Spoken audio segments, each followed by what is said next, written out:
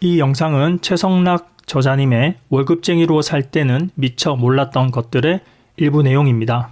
학교를 그만두고 퇴직금을 신청했다. 사립대학은 일반 회사와 시스템이 조금 다르다. 퇴직금, 연금 등을 사학연금공단에서 관리한다. 국공립대학 교직원은 공무원이라서 공무원연금공단에서 관리한다. 사립대학 등의 교직원은 공무원이 아니라 공무원 연금 대상이 아니다. 따로 사학연금공단을 두어 여기에서 퇴직금, 연금 등을 처리한다. 공무원 연금과 사학연금이 따로 운영되지만 그 내부 구조는 같다. 연금 내는 금액, 받는 금액 등은 공무원과 똑같다. 단지 사립교직원들에 대해서는 사학연금공단을 따로 두어 운영한다고 보면 된다. 퇴직금이 얼마 나오나 알아보니 1억 6천만 원이다. 정식 교수 생활을 15년 했고 군대 2년이 더해지니 17년이다. 교수가 되고 나서 군대 2년 기간에 해당되는 연금액을 납부했기에 17년 해당하는 퇴직금이다. 이 퇴직금 액수를 알고 나서 사람들이 직장을 그만둔 후 왜 치킨집을 차리게 되는지 알게 됐다. 이 정도 금액을 퇴직금으로 받으면 딱 치킨집 차리기에 맞는 돈이다. 그동안 좀 의심스러웠다. 직장을 다니면 그 분야에서 최고 전문가다. 1년, 2년 하고 그만둔 게 아니라 10년, 20년 동안 일을 하면 그야말로 그 분야의 최고 전문가다. 이런 사람들이 정년 전에 퇴직을 하면 자기 지식을 살려 그 분야에 창업을 하면 된다. 엔지니어는 엔지니어 회사를 세우고 건축 분야에서 일한 사람들은 건축 회사를 세우고 마케팅 업무를 하던 사람들은 마케팅 회사를 차리면 된다. 자격증이 있어야 창업이 가능한 분야는 좀 다르다. 세무사, 회계사, 변호사, 관세사, 노무사 등 전문 자격증이 있어야 되는 분야는 아무리 실무 경력이 많아도 이런 자격증이 없으면 창업이 어렵다.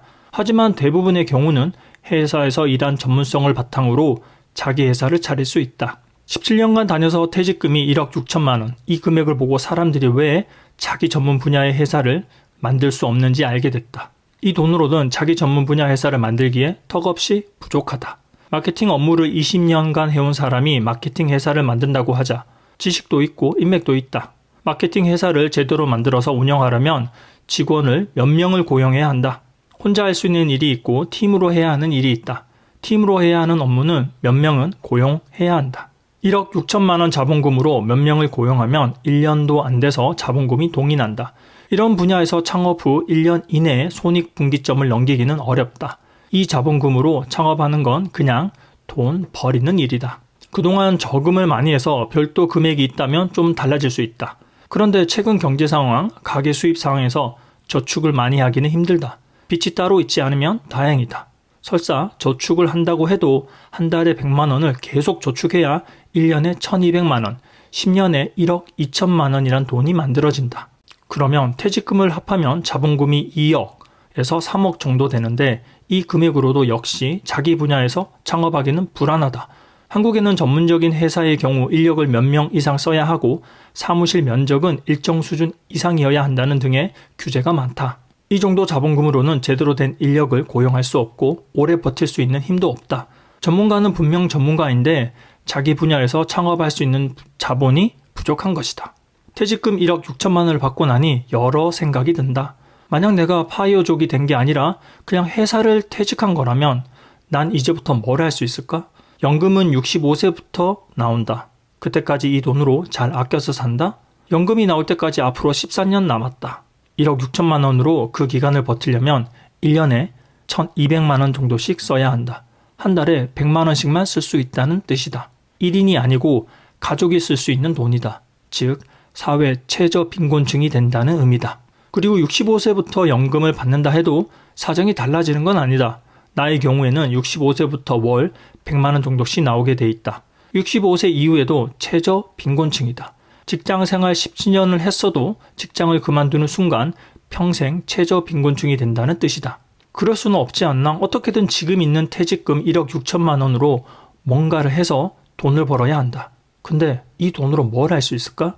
딱 떠오르는 것이 치킨집 아니면 편의점이었다. 난 학계에서 20년을 보냈다. 그동안 계속 논문, 프로젝트를 한 전문 연구자다. 그럼 연구원을 만들면 되지 않을까? 안 된다. 일단 논문은 아무리 히트 논문을 써도 단돈 1원도 안 나온다. 프로젝트는 가능하지만 이건 혼자서는 못한다. 공동 연구원들이 몇 명은 있어야 한다. 무엇보다 내 분야는 1년에 수주할 수 있는 프로젝트가 몇 개 나오지도 않고 나온다 해도 작은 규모일 뿐이다. 용돈벌이는 할 수 있지만 연구원들의 생활비를 제대로 벌 수 있는 분야는 아니다. 내 분야의 전문 연구소는 차려도 제대로 수익이 나기 어렵다. 그럼 식당을 할까? 나는 음식을 할 줄 모르지만 주방장을 고용하고 종업원을 고용하면 가능하지 않겠나? 그러나 1억 6천만 원은 제대로 된 음식점을 차리기엔 턱없이 부족하다. 동네 작은 음식점을 해야 하고 나도 음식을 만들 수 있어야 하는데 내가 음식을 제대로 만들 수 있을 리가 없다. 전문 지식이 없어도 내가 쉽게 할 수 있고 또 적은 금액으로 할 수 있는 분야, 그게 바로 치킨집이었다. 닭 튀기는 건 그래도 할 수 있지 않겠나. 그리고 편의점도 특별한 전문 지식 없이 할 수 있는 분야였다. 그런데 편의점은 위치도 좋아야 하고 규모도 어느 정도는 필요하다. 좋은 장소는 1억 가지고는 힘들다. 역시 치킨집이 가장 만만했다. 커피점은? 커피도 만들 수 있을 것 같은데 커피점은 편의점보다는 위치가 좋아야 하고 면적도 넓어야 한다. 그런데 이런 곳은 임대료가 엄청 비싸다. 서울에서 멀어 부동산 가격이 싼 지역이라면 모를까 서울에서는 1억 몇천 가지고는 뛰어들 수 없는 업종이다. 서울에서는 자영업을 하더라도 돈이 많이 든다. 프랜차이즈 세탁소를 차리는 것도 1억 가지고는 어림도 없다. 서울 도로변의 수많은 자영업자가 굉장히 존경스러워지는 순간이었다. 존경스러운 마음이 들면서도 한편으로는 다른 생각도 들었다. 불쌍한 자영업자, 형편이 어려운 자영업자 등등으로 언론이 떠들고 자영업자를 도와야 한다는 말들이 많이 한다. 자영업자를 돕기 위한 여러 지원책이 마련되기도 한다. 그런데 웬걸? 자영업자는 상대적으로 괜찮은 사람들이었다. 직장 다니다 그만둔 사람, 퇴직금만 받고 나온 사람들은 그런 자영업을 시작하기도 힘들다.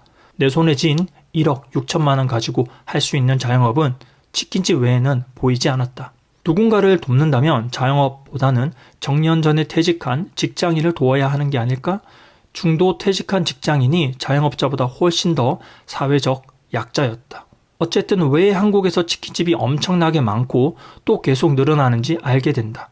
치킨집은 자금 여유가 없는 사람들에게 가장 쉽게 뛰어들 수 있는 선택지였다. 그리고 또 알게 된다.